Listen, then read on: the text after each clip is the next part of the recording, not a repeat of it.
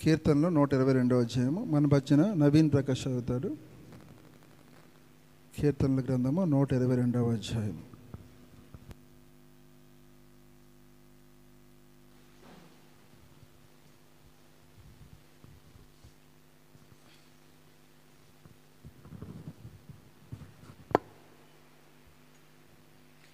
కీర్తనల గ్రంథము 122వ అధ్యాయము 1 నుంచి 9 వాక్యాలు ఉన్నాయి, చదువుకుందాం.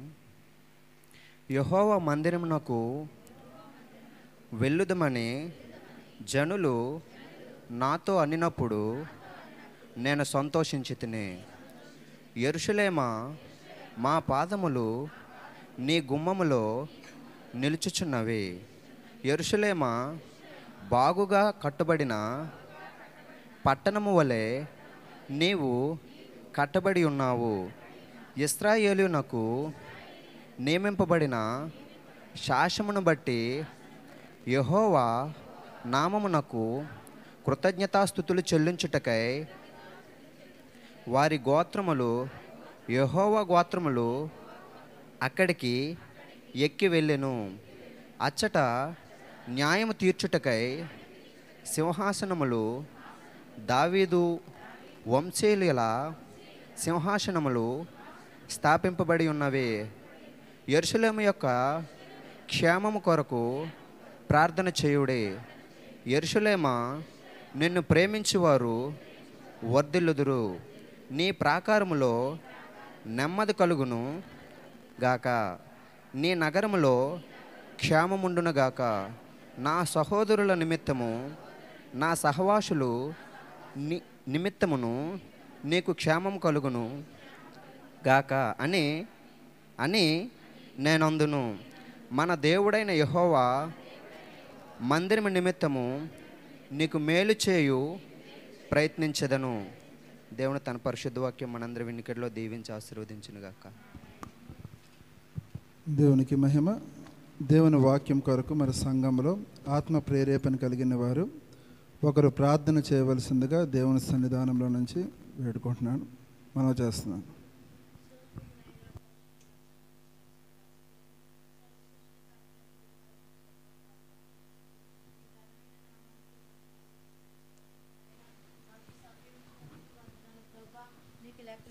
స్తోత్రాలు చెల్లించుకుంటున్న మా గొప్ప దేవుడా, నీకు వందనాలు. సర్వాధికారి నీకు వందనాలు ప్రభా. సర్వశక్తి గల దేవ, ఇంతవరకు పాటలు ఏంది మహిమ పొందారు ప్రభా. చదవబడే లేఖనాల్లో మీరు ఉన్నారేసయ్యా, మీకు వందనాలు అయ్యా. నీ దాసుని చిలుచాటును మరుగుపరిచి ఆత్మతో అభిషేకించి నోటికి నోరుగా నోటికి పోరుగా మీరు ఉండండి ప్రభా. ఈ దినము నాయన మా కొరకు ఆత్మీయ ఆహారం సిద్ధపరిచి ఉన్నావో దేవా. నాయన భయంకర దినాల్లో మేము జీవిస్తున్నాము దేవా. దేవాని వాక్యం రాజ్య మా హృదయంలో నింపుకొని వెళ్ళడానికి సహాయం చేయండి ప్రభా. మీ ఒట్టివారవై వచ్చి ఉన్నాము నాయన. అయ్యా, నీ వాక్యంతో నింపబడి వెళ్ళాలి ప్రభా. అయ్యా, మా తలయింపులు మా ఆలోచనలు నాయన నీ స్వాధీనంలో ఉంచండి ప్రభా. పరిశుద్ధ ఆత్మ దేవుడా, మీరే మాకు తోడుగా ఉండండి. నీ ఆత్మ అభిషేకం మా మీద ఉంచండి ప్రభా. నీకు వందనాలు. వచ్చిన బిడ్డలందరినీ జ్ఞాపం చేసుకోండి నాయన. రావాల్సిన బిడ్డలు కూడా సకాలం తోడుకురండి ప్రభా. దేవానికి వందనాలు. గత వారం నుండి వారం వరకు మా పాపాలు, మా దోషాలు, అతిక్రమములు దయా కనికరముతో క్షమించు ప్రభా. క్షమించగల దేవుడు నాయన, కృపగల దేవుడు ప్రభా, జాలిగల దేవుడు అయ్యా. నీకు వందనాలు. నీ బల శ్రమిపించే యోగ్యత అర్హత మాకు దయచేయండి ప్రభా. అయ్యా, నీకు వందనాలు. కార్యక్రమం అంతట్లో మీరే మహిమ, ఘనత, ప్రభావాలు మీరొక్కరే పొందుకోమని యేసయ్య పరిశుద్ధ నామమున ప్రార్థన వేడుకుంటున్నాము తండ్రి. దేవునికి మహిమ. మరి దయచేసి పరిశుద్ధ గ్రంథం తెరిచి యాకోబు వ్రాసిన పత్రిక 2వ అధ్యాయము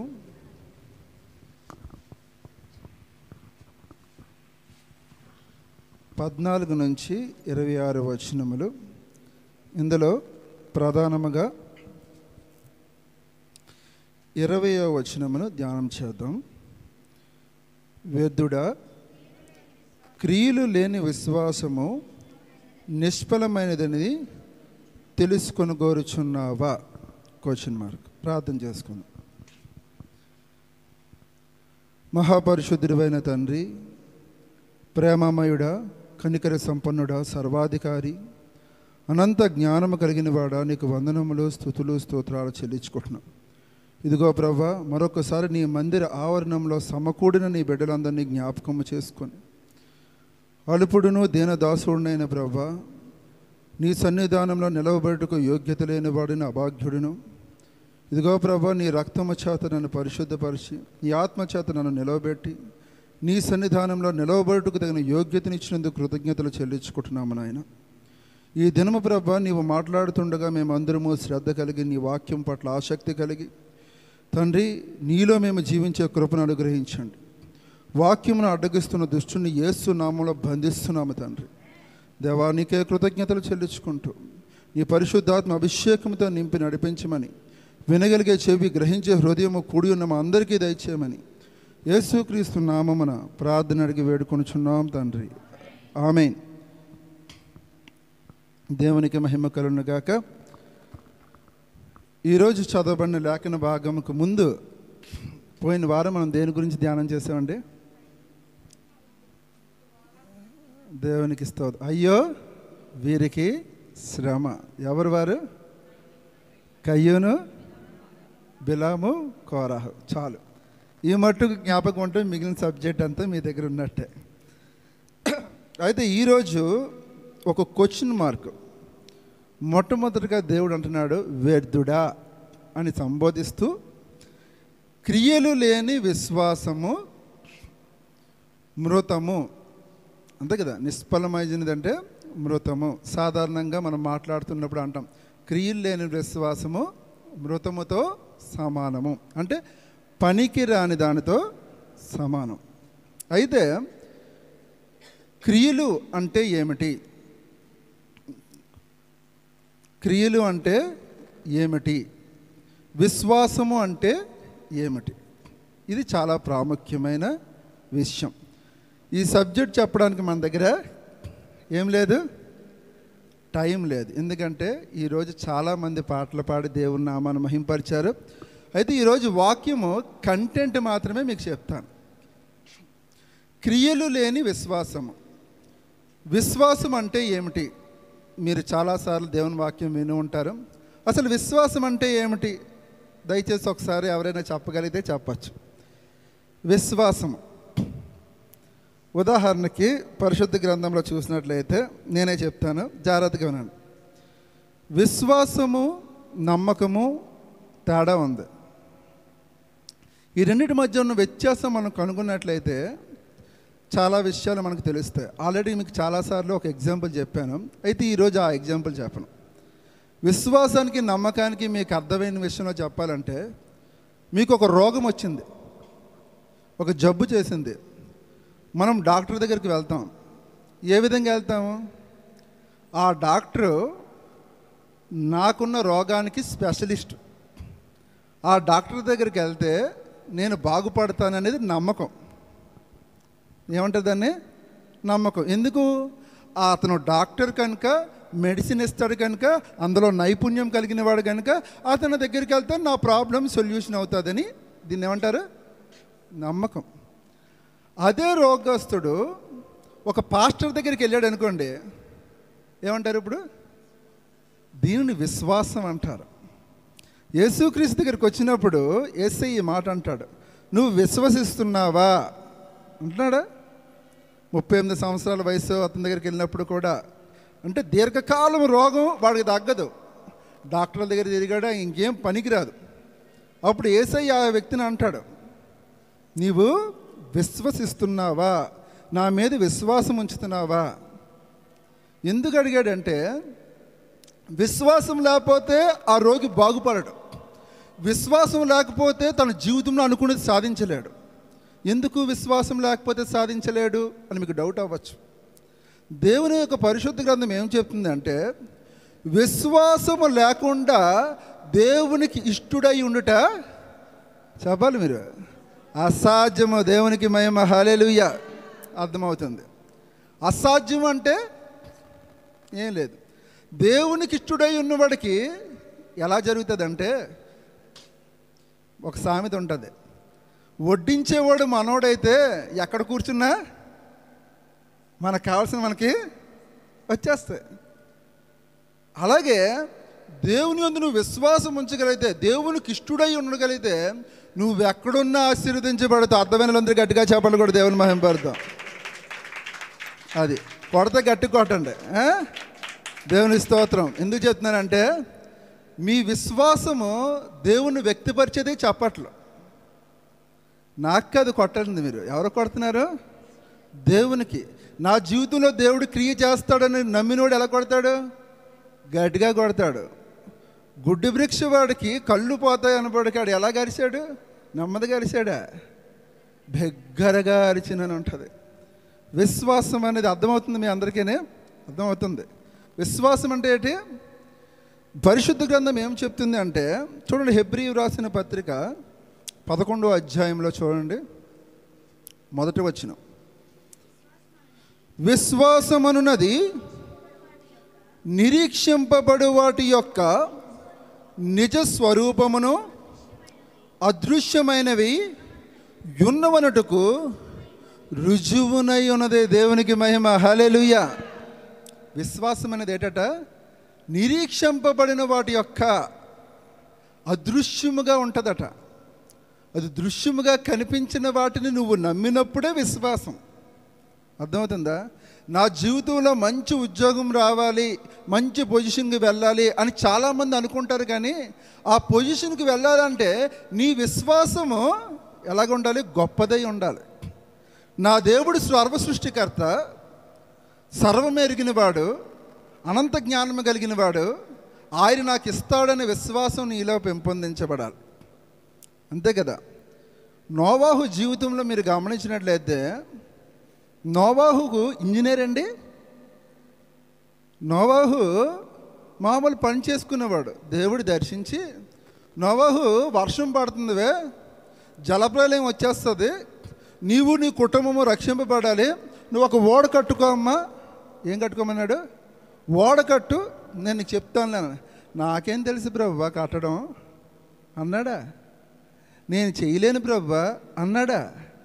దేవుడు ఒక పని చేసి చెప్తున్నప్పుడు అది నీకు రాకపోవచ్చు, కానీ ఆయన చెప్తే నువ్వు కట్టగలవు, ఆయన చెప్తే నువ్వు నడవగలవు, ఆయన చెప్తే ఆ క్రియ జరుగుతుంది. అది మనకి ఎలాగుంటుంది? మనుషునికి అసాధ్యముగా ఉంటుంది. విశ్వాసం మీద నడవడం అంటే మన జీవితంలో ఇది జరగదు అనుకుంటాం, కానీ అది జరిగించేదే దేవుడు. హల్లెలూయా. ఓడను కట్టించాడు నోవాహు చేత, సువార్త ప్రకటించాడు. ఇంచుమించు 120 సంవత్సరాలు, 1-2 సంవత్సరాలు కాదు, 120 సంవత్సరాల్లో నా వ్యక్తిని ఎంతమంది డిసప్పాయింట్ చేసి ఉంటారు, ఎంతమంది నోవాహును వెక్కిరిచ్చుంటారు. వర్షం పడుతుందా? ఏది?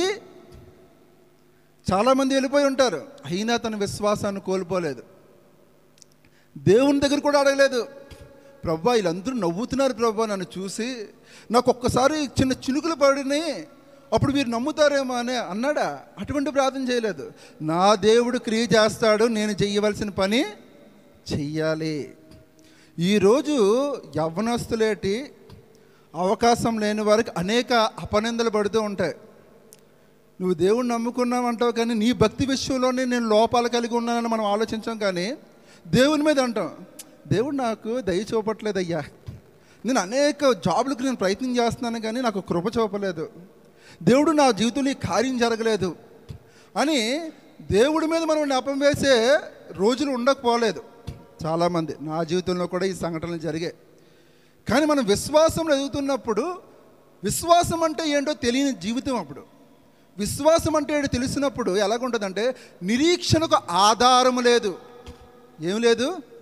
క్యాన్సర్కు మందు లేదు, కానీ యేసుక్రీస్తు దగ్గరికి వచ్చినప్పుడు క్యాన్సర్ రోగాలు తగ్గించబడే సాక్ష్యాలు బోల్డ్ విన్నాం. దేవునికి మహిమ. కొన్ని జీవితాల్లో మనుషులకు సాధ్యం లేనప్పుడు దేవుడు కల్పించుకుంటే అది అసాధ్యమైనది కూడా సుసాధ్యము చేయగల సమర్థుడే మన దేవుడు. దేవునికి స్తోత్రం. కనుక విశ్వాసం అనేది ఏంటి? నిరీక్షణకు ఆధారం లేనప్పుడు అది జరుగుతుందని ఎవడైతే నమ్ముతాడో వాడు విశ్వాసము ద్వారా స్వతంత్రించుకుంటాడు. నోవాహు జీవితంలో అదే జరిగింది. ఎవరు ఎన్ని అవమానించినా దేవుని నమ్మాడు కనుక ఆ కుటుంబం ఏమైంది? రక్షింపబడింది. దేవునికి స్తోత్రం. హల్లెలూయా. కనుక విశ్వాసము విషయంలో దేవుడు మన యొక్క విశ్వాసాన్ని చూస్తాడు. అయితే వాక్యాన్ని సారాంశం ఏంటంటే, క్రియలు లేని విశ్వాసము మృతుము. విశ్వాసం అంటే అర్థమైంది అనుకుంటున్నాను. మృతం అంటే మీకు తెలుసు, అది నిష్ఫలమైనదే అండి. ఇప్పుడు క్రియలు ఏటి కావాలి మనకి? క్రియలు. చాలామంది దేవుడు నాతో ఉన్నాడులే, నేను మందిరానికి రాకపోయినా పర్వాలేదులే, దేవుడు నాలో ఉన్నాడులే, ఇలాంటి డైలాగులు వేస్తూ ఉంటారు. క్రియలు ఉండవు వాళ్ళకి. దేవుని మందిరానికి రారు కానీ దేవుడు నాతో ఉంటాడట. వీళ్ళని ఏమంటారు? వ్యర్థుడా. ఏమనుకుంటారు? వ్యర్థుడా అని దేవుడు సంబోధిస్తున్నాడు బైబిల్లో. వ్యర్థుడా, క్రియలు లేని విశ్వాసం. అంటే క్రియలు చెయ్యవు కానీ నువ్వు విశ్వాసం నువ్వు ఫీల్ అవుతూ ఉంటావు. దేవుడు ఫీల్ అవ్వడు, మనం ఫీల్ అవుతూ ఉంటాం. ఇది జరుగుతుంది వాస్తవంగాన. అందుకనే క్రియలు లేని విశ్వాసం. క్రియలు అంటే ఏమిటి? ఇది చాలా ఇంపార్టెంట్. ఎటువంటి క్రియలు ఉన్నాయి అంటే, ముచ్చటగా 2 క్రియల గురించి మనం ధ్యానం చేద్దాం. పరిశుద్ధ గ్రంథంలో ఒకటి సత్క్రియలు. ఏంటి? సత్క్రియలు. పోయినసారి వాక్యం చెప్పినప్పుడు మీకు చెప్పాను. ఏటి? కయ్యూను హేబేలు వీరిద్దరూ గొడవ పెడితే కయ్యూను ఏం చేస్తాడు? హేబేల్ని చంపేస్తాడు. అక్కడ దేవుడు ఏం మాట్లాడతాడు? కయ్యూను, నీవు సత్క్రియ చేసిన ఎడల నీవు తల ఎత్తు. అంటే సత్క్రియ చేసిన వాడు ఎలాగుంటాడు? ధైర్యంగా, దర్జాగా, రాయల్టీగా మెయింటైన్ చేస్తూ తలెత్తుకొని తిరుగుతాడు. ఎవరు చెప్పాడు? దేవుడే చెప్పాడు. హల్లెలూయా. నువ్వు మంచి పని చేస్తే నువ్వు తలెత్తుకుని తిరగవా? కయ్యూను ఏం చేశాడంటే, అర్పణ విషయంలో దేవుని దగ్గర సరైన విధానము చూపలేకపోయాడు కయ్యూను. హేబేలు అర్పణ విషయంలో భయభక్తులు చూపించగలిగాడు. అంతే. ఈ అన్నదమ్ముల మధ్యన గొడవలేవీ లేవు, కొట్లాట్లేటి లేవు. అయితే దేవుడు ఒకరిని ఆశీర్వదించాడు, ఒకరి అర్పణ అంగీకరించలేదు. అంతే. అక్కడ వీరిద్దరి మధ్యన ఎటువంటి ప్రాబ్లము లేదు. కానీ కయ్యూను ఏం చేశాడు? తన తమ్ముడిని ఆశీర్వదించాడని పగ పెట్టుకున్నాడట, కక్ష పెంచుకున్నాడట. కనుక సత్క్రియలు అనేది చాలా ఇంపార్టెంట్. రెండవది నీతి క్రియలు. ఒకటేటి? సత్క్రియలు. 2 నీతి క్రియలు. ఈ 2 ఇంపార్టెంట్. అసలు సత్క్రియలు ఎందుకు దేవుడు చేయమన్నాడు అని మీరు చూసినట్లయితే మత్తయి సువార్త 5వ అధ్యాయం చూడండి. మీకు రెఫరెన్స్ ద్వారా చూపిస్తాను. మత్తయి సువార్త 5వ అధ్యాయము 16వ వచనం చూడండి. మనుష్యులు మీ సత్క్రియలను చూచి పరలోకమందున్న మీ తండ్రిని మహిమపరచునట్లు వారి ఎదుట మీ వెలుగును ప్రకాశింప నీయుడే. దేవునికి స్తోత్రం. హల్లెలూయా. దేవుని వాక్యం ఏం సెలవిస్తుంది? మనుష్యులు అంటే మనందరం మీ సత్క్రియలను చూచి, మనము సత్క్రియలు చెయ్యకపోతే ఎవరికి రాదు మహిమ? దేవునికి మహిమ రాదు. నువ్వు సత్క్రియలు మీరు దేవుని ప్రజలు అనబడిన మనము సత్క్రియలు చేస్తే అట ఏం జరుగుతుంది? పరలోకమందున్న మీ తండ్రిని మహిమపరచునట్లు వారి ఎదుట మీ వెలుగును ప్రకాశింపనీయుడి. హల్లెలూయా. వెలుగు అంటే చీకటిలో ఉన్న వారికి వెలుగునిచ్చినప్పుడు వారి జీవితంలో ఒక ఆదరణ అనేది కలుగుతుంది కదా, అవునా కదా? మీరు చూడండి, కొన్ని ప్రాంతాలకు, అటవీ ప్రాంతాలకు వెళ్ళినప్పుడు, జీమాడుగులు అటు సైడ్ వెళ్ళినప్పుడు రాత్రి చీకటి, కొన్ని ఏరియాల్లోనే కరెంట్ ఉండదు. మీ అందరికీ కరెంట్ ఉండదు. అక్కడ కానీ ఒక వెలుగు తీసుకొస్తే వాళ్ళు ఎంతో హ్యాపీ ఫీల్ అవుతారు. మనకు ఆ సంతోషం తెలియదు, ఎందుకంటే మనకి చీకటి తెలియదు. రైట్? చీకటి మనకు తెలియదు. అయితే దేవుడు అంటున్నాడు మీరు వెలుగును ప్రకాశింపనీయుడి. అంటే మీ సత్క్రియలు ప్రకాశింపనీయుడి అంటే ఇది ఎవరికైనా సంఘంలో కానీ సమాజంలో కానీ ఒక కుటుంబం పరిస్థితులు బాగోలేనప్పుడు మీరు వారికి ఆదరణ ఇవ్వగలగాలి, కనీసపు నీడ్స్ ఇవ్వగలగాలి. సత్క్రియ అంటే అది. ఏంటి? వారికి ఆదరించగలగాలి. వారికి కలిగిన దాంట్లో భోజనం లేదా కనీసం కొద్ది రైస్ ఇవ్వగలగాలి, లేకపోతే వాళ్ళ పరిస్థితి బాగోలేదా, వాళ్ళని ఎంతవరకు అంటే అంతవరకు నీకు శక్తి సామర్థ్యం మేరకు నువ్వు చెయ్యగలగాలి. కనీస సత్క్రియలు కూడా మన జీవితంలో లేకపోతే దేవుని వాక్యాన్ని మనం నిరర్ధకం చేసిన వారం అవుతాం. ఇవి సత్యము. కనుక సత్క్రియల విషయంలో మనం ఎలా ఉండాలి? జాగ్రత్త పడాలి. మరి నీతి క్రియలు అంటే ఏంటి అనేది కూడా ప్రధానమైనది. అదే మత్తయి సువార్త 6వ అధ్యాయము 1 నుంచి మీరు చూడండి. మనుష్యులకు కనబడవలనని వారి ఎదుట మీ నీతి కార్యము చేయకుండా జాగ్రత్త పడుడి. హల్లెలూయా. మీకు సింపుల్గా చెప్పేస్తున్నాను. సత్క్రియలు అంటే కనబడాలి. ఏం చేయాలి? సత్క్రియ చేసినప్పుడు కనబడాలి. కనబడితే కదా నీ వెలుగు ప్రకాశింపవుతుంది, దేవునికి మహిమ వస్తుంది. నీతి క్రియలు కనబడకుండా జాగ్రత్తగా చూసుకోవాలి. అర్థమవుతుందా? సత్క్రియలు కనబడాలి, నీతి క్రియలు కనబడకుండా జాగ్రత్తగా చూసుకోవాలి. సత్క్రియలు అంటే ఏంటి అంటే 3. 1 ప్రవర్తన, 2 నడవడిక, 3 మాట తీరు. ఈ 3 సత్క్రియల కింద వస్తాయి. మాట తీరు బాగలేకపోయినా, ప్రవర్తన బాగలేకపోయినా, నడవడిక బాగలేకపోయినా ఎదుగుదల ఉండదు. మీరు ఏ యొక్క ఉద్యోగంలోకి వెళ్ళినా, వ్యాపారంలోకి వెళ్ళినా, కుటుంబంలో ఉన్నా వాడి ప్రవర్తన బాగలేదనుకో వాడిని దూరం పెడతారు. నడవడిక బాగలేదనుకో వాడు దారి తప్పిపోతున్నాడు రా అంటారు. మాట తీరు బాగలేదంటే దాని నోట్లో నోరెట్టకూడదురా బాబా అంటారు. అంతే కదా. ఇవన్నీ సత్క్రియల కింద వస్తాయి. నీతి క్రియలు అంటే ఏంటి? ప్రార్థన. ప్రార్థన నీతి క్రియ. దాని విషయంలో జాగ్రత్త పడాలి. కొంతమంది సమాజ మందిరంలో గట్టిగా ప్రార్థన చేస్తారు, ఇంట్లో 2 నిమిషాలు కూడా చేయడు. ప్రార్థన కూటం అన్నప్పుడు ప్రార్థనకు రాడు, ఉద్యోగ కూటాల్లో పెద్ద ప్రార్థన చేస్తాడు. ఎందుకు? ఇక్కడ దేవుని వాక్యం ఏం సెలవిస్తుంది? నీతి క్రియలు కనబడకుండా చూసుకోవాలి. ప్రార్థన చేసే ఆసక్తి ఉన్నప్పుడు ప్రార్థన, విజ్ఞాపన ప్రార్థన కూటం పెట్టినప్పుడు అక్కడ నీ ప్రతాపం చూపించాలి. నువ్వు ఎంత ప్రార్థనా పరుడావో, ఎంత ప్రార్థనా పరురాలో నువ్వు ఏకాంతంగా వెళ్ళి దేవునితో మాట్లాడు. అప్పుడు తెలుస్తుంది మనకి ప్రార్థన అంటే. ఒంటరికి వెళ్ళి ప్రార్థన చేసుకున్నప్పుడు చాలామంది పడుకుని పోతారు. నిజం అది. ప్రాక్టీస్ చేస్తేనే కానీ అనుభవంలోకి వెళ్ళాం. ప్రార్థన అనేది ఒక పోరాటం. ఒంటరి ప్రార్థన చేసినప్పుడు, అందుకే యేసుక్రీస్తు వారు ఎప్పుడు 2 కలిసి ప్రార్థన చేయమంటాడు. 2 కలిసి ఏంటంటే పక్కోడి కోసం నేను తెలివేసి ఉంటాడు కదా, పడుకుని పోతాడు, నవ్వుతాడు కదా అని చెప్పి ప్రార్థన కనిపెట్టుకొని ఒకరిని ఒకరు పురుకొలుపుకుంటూ ప్రార్థన చేయాలి. అనుభవాలు మనకు ఉన్నాయా?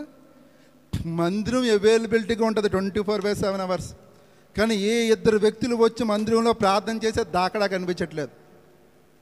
క్రియలు లేవు, వాస్తవాలు క్రియలు లేవు, కానీ మనం విశ్వాసం. మనల్ని ఏమంటాడు తెలుసా? వ్యర్థుడా అంటాడు దేవుడు. క్రియలు కనిపించాలి. ప్రార్థన, దాన ధర్మాలు. కొర్నేలి చేసిన దాన ధర్మాలు దేవుని దగ్గరికి వెళ్ళే. మనం చేస్తే దాన ధర్మాలు వెంటనే ఒక ఫోటో, ఒక సెల్ఫీ చూస్తున్నాం కదా వాట్సాప్, యూట్యూబ్లో. చిన్న చీర ఇచ్చినా, చిన్న బియ్యం ఇచ్చిన, ఏదోటి ఇంకంతే. అది హడావిడి అయిపోద్ది అనమాట.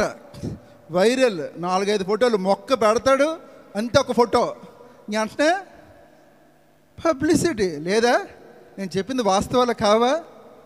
వాస్తవాలు అవన్నీ. అటువంటి దాన ధర్మాల్ని దేవుడు ఏమన్నాడు? కనబడకుండా మనం ఎలా చేస్తున్నాం? పబ్లిసిటీ. మరలా ఆ టైంకి అన్నీ ఉండాలన్నమాట. ఆడ చెట్ట కూడా నలకూడదు. ఫోటో సరిగ్గా తీయలేదా? పబ్లిసిటీ. 3 ఉపవాసం. క్రైస్తవులు ఇది సూపరబ్బ. ఉపవాసం చేశాడంటే ఆడికి 40 మందికి మినిమం తెలియాలి. వాడు ఉపవాసం చేశాడంటే 40 రోజులు ఉపవాసం సార్, మామూలు ఉపవాసం అనుకున్నారు ఏంటి? ఇలా ముందుకు వచ్చాడమ్మా. చైకు చైర్ ఉంది, చైర్ ఖాళీగా ఉంది. పిల్లలు కిందకు వచ్చేయాలి. పెద్దవాళ్ళు రాకపోతే పిల్లలు ఏం చేయాలి? కిందకు వచ్చేయాలి. అది కిందన కూర్చోవాలి. ఎక్కడికి వచ్చాను? ఉపవాసం అనబడికి క్రైస్తవులు ఎలాగ ఉండిపోద్ది అంటే పాస్టర్ గారు 40 రోజులు చెప్పారు కదా, అప్పుడు చేద్దాం. అందులో 10 రోజులు చేద్దాం. అప్పుడప్పుడు నేను ఉపవాసం చేస్తున్నాను, ఇంట్లో తెలియాలి. ముఖం అంతా పెట్టుకుని నీరసంగా ఏ పని చేయలేకపోతున్నాను. నువ్వు ఉపవాసం చేసినప్పుడు కనబడకుండా చూసుకోవాలి, ఇది నీతి క్రియలు. కానీ మనం అలాగా చెయ్యం. కానీ మనం ఉపవాసం ఉంటాం. కనుక ఈ విషయంలో జాగ్రత్త పడాలి. అయితే ఇవి టాపిక్లు. సత్క్రియల్లోని ఫస్ట్ ఏంటన్నాను? ప్రవర్తన, నడవడిక, మాట తీరు. నీతి క్రియల్లో ప్రార్థన, దాన ధర్మాలు, ఉపవాసం. ఇది సబ్జెక్ట్. మనం నెక్స్ట్ వీక్లోకి వీధికి వెళ్దాం. అయితే ప్రథమమైనది కొన్ని విషయాలు మీకు చెప్తాను. క్రియలు లేని విశ్వాసము, ఇది మన టైటిల్. క్రియలు లేని విశ్వాసము మృతము, వీళ్ళని వ్యర్థుడా అంటాడు. అటువంటి వారు ఎవరైనా ఉన్నారా అంటే మీరు అబ్రహాముని చూడండి. అబ్రహాం ఎవరు? విశ్వాసులకు తండ్రి. ఎలా అయ్యాడు చూడండి. యాకోబు పత్రిక కిందకి తీశారు కదా, అందులోనే కిందని మీరు చదవండి.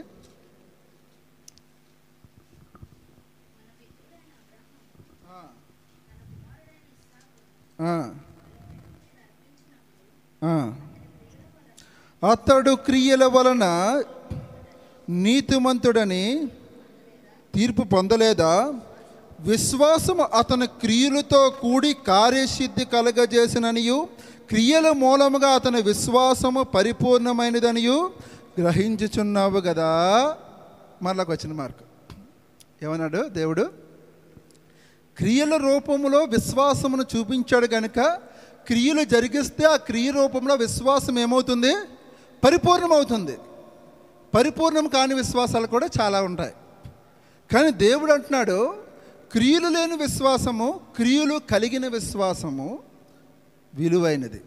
అబ్రహాం ఏం చేశాడు? క్రియ చూపించాడు. దేవుడు ఒక పని చెప్పాడు అబ్రహాంని. అది మామూలు పనా? లేక పుట్టాడు 100 సంవత్సరాలకి. 5 సంవత్సరాలు 10 సంవత్సరాలు పుట్టినోడనే ఆడిని కిందన కాలు మోపకుండా చూస్తున్నారు తల్లిదండ్రులు కదా. ఇప్పుడున్న పరిస్థితులు చూడండి. ఆడ పుట్టగానే కిందనేరు అని ఎలా పెంచుతున్నారంటే, చిన్న దెబ్బ తగలకుండా అవసరమైతే కిందన పరుపులేసి, అవసరమైతే వాళ్ళ నాన్న ఒంగొని ఆడిపై నించోబెట్టి పెంచుతున్నారు. ఆడు స్కూల్కి వెళ్ళాలంటే ఏసీ బస్సులు ఉన్నారండి, లేరని కాదు. ఎల్కేజీ గుంటడికి ఏసీలోనే. వాడు కొద్దిగా పెద్దయ్యకి ఏం కష్టపడతాడో నాకు తెలీదు. పరిస్థితులు ఎలాగున్నాయంటే అలాగున్నాయి. మరి అబ్రహాముకి ఏమైనా డబ్బు లేదా? ధనవంతుడు. దేవుడు ఎలాగ ఆశీర్వదించాడు అది మీ అందరికీ తెలుసు. ఐశ్వర్యవంతుడు, దేవునితో మాట్లాడినవాడు, వాగ్దాన పుత్రుని ఇచ్చాడు. దేవుడు వాగ్దానం చేసి పుత్రుని ఇచ్చాడు, ఇస్సాకు. అతనితో అంటున్నాడు, నీవు ఎక్కువగా ప్రేమించుచున్న ఇస్సాకును. చూసావా? దేవుడికి తెలిసిపోయింది. ఒకప్పుడు దేవుడే అన్నాడు, ఇప్పుడు అబ్రహాము మనసు ఎలాగుంది? నీవు ఎక్కువగా ప్రేమించుచున్న సారా కన్నా, అంటే భార్య కన్నా కొడుకు ప్రేమ ఎక్కువ. అన్ని విషయాల్లోని ఇస్సాకును చూసి మురిసిపోతున్నాడు అన్నమాట. చెప్తున్నాడు అబ్రహాంతో, నీవు ఎక్కువగా ప్రేమించుచున్న ఇస్సాకును మోరియా పర్వతం దగ్గర తీసుకొచ్చి బలి అర్పించు. గుండు గుబేలమని ఉంటుంది అబ్రహాంకి. సారా ఎలాగుంటుంది? 100 సంవత్సరాలకు పుట్టిన తల్లి పరిస్థితి ఎలాగుంటుంది? అమ్మ నాకు కల వచ్చింది, దేవుడు చెప్పాడు, దేవుడు కావాలతో మరలా పుట్టిస్తాడు, మన దేవుడు గొప్పవాడు, బిడ్డను తీసుకొచ్చి అంటే ఒప్పుకుంటుందా? మెంటలెక్కినట్టు ఉంది నీకని చెప్పి గొడవలు అయిపోతాయేమో. కానీ అబ్రహాము ఎంత జ్ఞానయుక్తంగా దేవుడు పని విషయంలోని తన యొక్క వైఖరిని, తన యొక్క మనసుని, తన యొక్క శరీరాన్ని దృఢపరుచుకున్నాడంటే, భార్యకి మచ్చుకు కూడా తెలియకుండా, కొంతమంది కొన్ని బాధలు భార్య కనిపెట్టేస్తుంది. ఏమండి మీ ముఖం అలాగుంది, ఏమైనా బాధగా ఉందా? ఇటువంటి వారు కూడా ఉన్నారు. కానీ సారా జ్ఞానవంతురాలు. కానీ అబ్రహాము తన ఫేస్ ఎక్స్ప్రెషన్స్లో కానీ దేనికి తెలియకుండా జాగ్రత్త పడి బిడ్డను తీసుకువెళ్ళి మరి దేవుడు చెప్పిన పని విషయంలో ఎన్నిసార్లు దేవుడికి ప్రార్థన చేసి ఉంటాడో, ఎంత మొరపెట్టి ఉంటాడో. అయితే తన హృదయంలో ఎప్పుడు తన కుమారుని చంపేసుకున్నాడు? ఒక బిడ్డని చంపడం అంటే, బలివ్వడం అంటే అబ్రహాం బలిచ్చాడా లేదా? కత్తి ఎత్తినప్పుడే తీర్మానం చేసుకున్నాడు. దారి మార్గంలో ఇంక దేవుడు ఏం చెప్పలేదంటే, నా బిడ్డ దేవునికి అర్పణ చేస్తానని చెప్పి హృదయంలో అర్పణ చేసేసాక కత్తి ఎత్తగలడు ఎవడైనా. చిన్న ఆశ ఉన్నా కత్తి ఎత్తలేడు ఎవడను, అంతే కదా. ఏ తండ్రి ఎత్తలేడు. తీర్మానం చేసుకున్నాడు, అయిపోయిందంటే వెంటనే చేసిన అరికడానికి చూసి అప్పుడు ఆగమన్నాడు దేవుడు. దేవునికి స్తోత్రం, హల్లెలూయా. బలి హృదయంలో అర్పణ చేసేసాడు కనుక అప్పుడు ఆగమన్నాడు. క్రియల రూపంలో అబ్రహాము నెరవేర్చాడు. అయితే మన దేవుడు ఎటువంటి దేవుడు? హృదయములను పరిశోధించి పరీక్షించు దేవుడు. గట్టిగా చెప్పలు కూడా దేవుని మహింపద్దాం, హల్లెలూయా. హృదయములను పరిశోధించే దేవుడు, పరీక్షించే దేవుడు. మరి అబ్రహాము పరిశోధనలోని గెలిచాడు, పరీక్షలోని గెలిచాడు. అబ్రహాము క్రియల ద్వారా నీతిమంతుడిగా తీర్చబడ్డాడని దేవుని లేఖనం సెలవిస్తుంది. క్రియలు కావాలండి. నోవాహు కూడా తనకున్న సర్వమును అమ్మి ఓడ కట్టడానికి తనకు కలిగిన ఆస్తిని అమ్మి అన్ని విధాలుగా మొత్తం దేవుడిచ్చిన దాన్ని ఏం చేశాడు? సమర్పణ చేసి నోవాహు ఆ ఓడ కట్టగానే దేవుడే వచ్చి ఓడ తలుపు వేశాడు. దేవునికి స్తోత్రం. అప్పుడు చెప్పాడు ఆయన, ఆకాశపు వాకిళ్ళు తూములుగా జలప్రలయం రాబడికి ఒక్కరు మిగలలేదు. కనుక అది జరుగుతుంది అనేది నువ్వు నమ్మగలగాలి. విశ్వాసం అంటే అది. మనం క్రియలు చూపించగలగాలి దేవుడి దగ్గర. ప్రభువా, నీ సన్నిధానంలో నేను ఎట్లా ఉన్నాను, యథార్థ హృదయుడితో ఏ విధంగా నడుచుకున్నాను ప్రభువా అని నువ్వు ప్రార్థన చేయగలిగితే ఆ ప్రార్థనకి వెంటనే దేవుడు సమాధానం ఇవ్వగలడు. నేను అధికారినండి, నా పిల్లలు ఉన్నారు. నా పిల్లలకి ఏం కావాలో నాకు తెలీదు. నా పిల్లలకు క్రమశిక్షణగా ఉండి అన్ని విధాలుగా ఉన్నారనుకోండి, వాడిని ఎక్కడ పెట్టాలో అక్కడ పెడతాను. వాడు సరైనగా నా మాటే వెండు, నా దగ్గరికే రాడు. నా దగ్గరికి రాకుండా నేను వాడికి ఏమి ఇవ్వగలను? వాడు అందరి దగ్గరికి వెళ్తాడు కానీ నా దగ్గరికి రాడు. అందరూ ఆయన దగ్గరికి వస్తారు. అర్థమవుతుందా మీకు? లాజిక్ అర్థమవుతుందా? మనం వెళ్ళాల్సిన పెద్ద ఆయన దగ్గరికి వెళ్ళగలగాలి. ఆయన అందరినీ నీ దగ్గర తీసుకొస్తాడు. ఇది నా జీవితంలో జరిగిన సాక్ష్యం, నిజం. నేను ఉద్యోగం లేనప్పుడు ఇంచుమించు 2 సంవత్సరాలు ఎన్ని అవమానాలు పడ్డానో అన్ని అవమానాలు పడ్డాను. ఇంటి ద్వారా, బయటి ద్వారా. అక్కడ ఇంజనీరింగ్ అయ్యింది, ఏం చేస్తున్నాడు? ఇంజనీరింగ్ ఇదే. ఏమీ చేయలేని విషయం నాకు తెలిసిపోయింది. ఎందుకంటే వ్యాపారంకి వెళ్ళి 2 సంవత్సరాలు ఉండిపోయాను. ఏదో సాధించేద్దామని వెళ్ళాను, కానీ నా అనుకున్న వాళ్ళు మోసం చేయబడికి డిప్రెషన్లోకి వెళ్ళిపోయాను అనమాట. ఆ తర్వాత ఏ ఉద్యోగంకి వెళ్ళాలన్నా మైండ్ పనిచేసేది కాదు. ఇంటర్వ్యూకి అటెండ్ అవ్వాలన్నా. అప్పుడు దేవుడు దర్శించి ఏం చేయలేదు నాకు. 3 వారాలు 3 నెలలు ప్రార్థనే, ఏడ్చుకుంటూ ప్రార్థన చేసి ఉండి అంతే. నాకు నువ్వే ప్రభువా, నా ఈ బతుకు నేను బతకను, నాకు నువ్వే అని కన్నీటితో ప్రార్థన చేసినప్పుడు దేవుడు తనే కలగజేసుకొని, రెజ్యూమ్ కూడా పంపలేదు. ఇప్పటికీ నా ఇంటర్వ్యూ కాల్ లెటర్ నేను పక్కనే పెట్టుకున్నాను. ఎందుకంటే సజీవ సాక్ష్యం అది. ఇంటర్వ్యూ ఇంచుమించు 25,000 30,000 శాలరీతో ఉద్యోగం ఇప్పించి అపాయింట్ లెటర్ నా చేతిలో పెట్టాడు. దేవునికి హల్లెలూయా. విశ్వాసము అది మనకు జరగదు, మనం ఏది పంపించలేదు.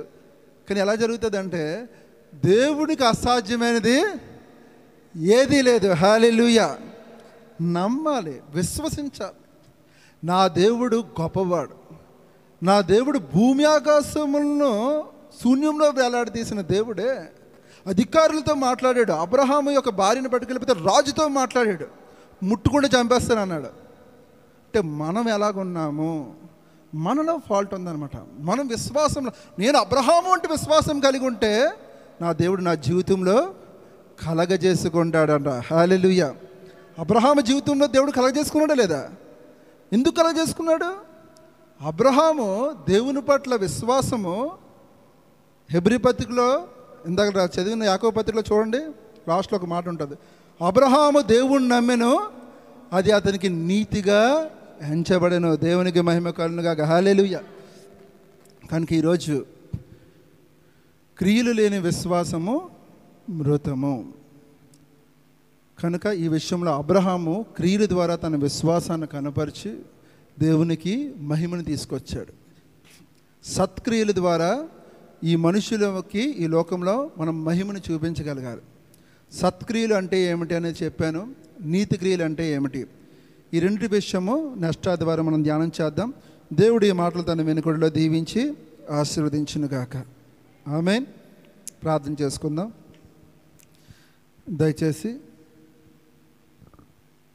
దయచేసి కళ్ళు మూసుకోండి, ప్రార్థన చేసుకుందాం వాక్యం కొరకు. పరిశుద్ధాత్మ దేవుడు ఇంతవరకు మనతో మాట్లాడాడు. మన జీవితంలో ఏది విలువైనదో గ్రహించగలిగితే, మన జీవితంలో గొప్ప కార్యాలు చేయడానికి ఆయన ఆసక్తి చూపుతున్నాడు. మనము క్రియలు చేయగలిగితే, దేవుని పనిలో పాలు పంపులు పొందగలిగితే, భక్తి విషయంలో సాధకము చేయగలిగితే, దేవుని పని పట్ల ఆసక్తి కలిగితే ఆయన నీ పని చేయడానికి సిద్ధంగా ఉన్న దేవుడు. ఆశ్చర్యమైన కార్యములు జరిగించే దేవుడు, అద్భుతములు చేసే దేవుడు అండి. మహాపరిశుద్ధుడైన తండ్రి, ప్రేమమయుడా, కనికరి సంపన్నుడా, నీ వందనాలు చెల్లించుకుంటున్నాము నాయన. ఇదిగో ప్రభువా, ఈ దినము నీ వాక్యం వింటున్న బిడ్డల్ని జ్ఞాపకం చేసుకోండి. వారి జీవితంలో ప్రభువా వెలుగుని ప్రకాశింపచేయండి ప్రభువా. చీకటిన పారద్రోలండి నాయన. ఇదిగో ప్రభు, నీ సన్నిధానానికి వచ్చిన బిడ్డలు ఎవరు హృదయంలో ఎటువంటి వేదనతో ఉన్నారో, దుఃఖముతో ఉన్నారో, బాధతో ఉన్నారో, ఆనందంతో ఉన్నారో ప్రభువా, నువ్వు హృదయములను పరిశోధించు దేవుడివయ్యా. నీ సన్నిధానంకి వచ్చిన బిడ్డలను ఆదరించండి. ఈ కనికరము చూపండి ప్రభువా.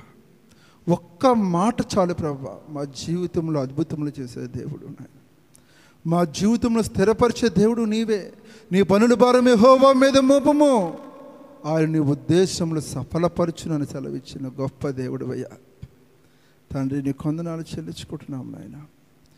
ఈ వాక్యం మా హృదయంలో ఫలించుటకు సహాయం దయచేయండి. ఇదిగో ప్రభువా, మరి ప్రభు బలలోకి వెళుతుండగా నీ బిడ్డల ప్రభువా యోగ్యమైన పాత్రలుగా ప్రభువా, ఇంతవరకు ఎటువంటి అపరాధములు దోషములు మేము చేసుంటే మమ్మల్ని మన్నించండి. ఇదిగో క్షమాపణ నిమిత్తమే, పశ్చాత్తాపం నిమిత్తమే నీ సన్నిధానానికి వచ్చిన బిడ్డలు ప్రభువా, దేవా, వారి జీవితంలో ప్రభువా నీ శరీరమును రక్తమును తీసుకునే యోగ్యమైన పాత్రలుగా మమ్మల్ని సిద్ధపరచండి. తండ్రి, నీకే వందనాలు స్తుతులు చెల్లించుకుంటూ యేసు నామమున ప్రార్థన అడిగి వేడుకుంటున్నాం తండ్రి. ఆమేన్.